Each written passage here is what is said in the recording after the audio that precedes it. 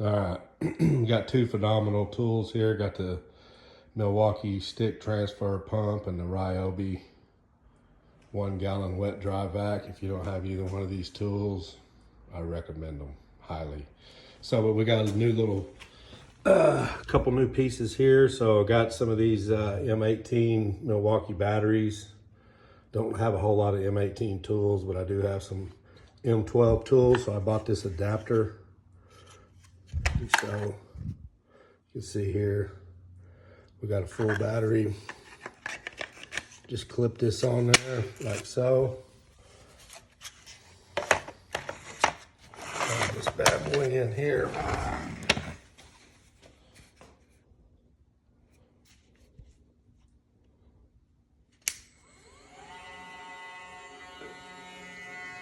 Works like a champ.